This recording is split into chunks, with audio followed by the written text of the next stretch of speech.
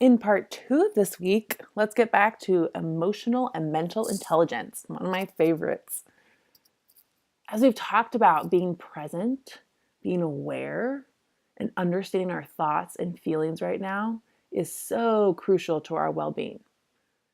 And this idea of proactively working on our mental health, on proactively working on our emotional and mental intelligence is not really talked about or focused on. And to quickly recap the key principles of the mindfulness model, of this emotional and mental intelligence. And this is all based on research and approaches from different folks like Tara Brach and Brooke Castillo, two of my favorites. Number one, your brain isn't always right. We have our primal brain. It's designed to survive, and it's going to fill your mind with doubt and look for shortcuts that don't help in the long run. So my advice is don't listen to everything your brain is telling you. It's not right. Number two, behind every feeling is a thought, and understanding that thought is key. Then we can change that thought and feel better. So for example, I feel anxious. What is the thought that's creating that anxiety? Well, I have a presentation tomorrow. I'm not really sure how I'm doing at work.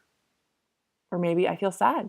What is the thought creating that sadness? Oh, I'm sad I missed a concert. I'm sad I missed seeing my friend who was in town.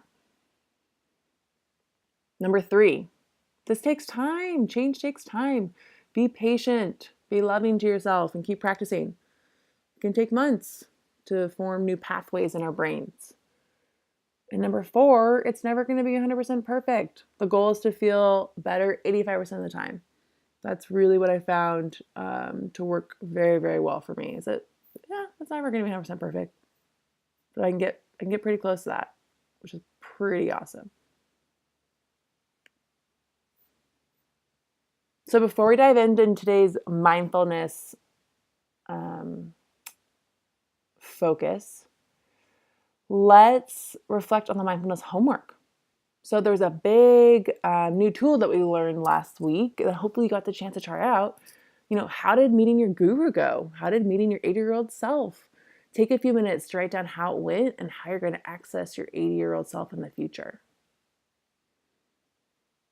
Also, I want to, invite you to, now that you've been practicing some mindfulness tools over the past month or so, are there certain thoughts or themes that are coming up for you that you're noticing that's coming up more frequently than others?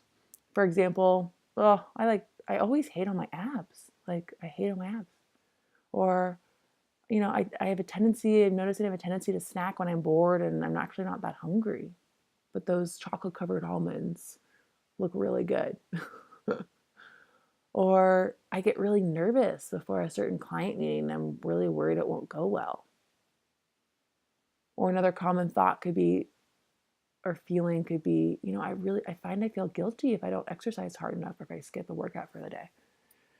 So take a few minutes, reflect on this, because this will help focus you on what you want to work on from here.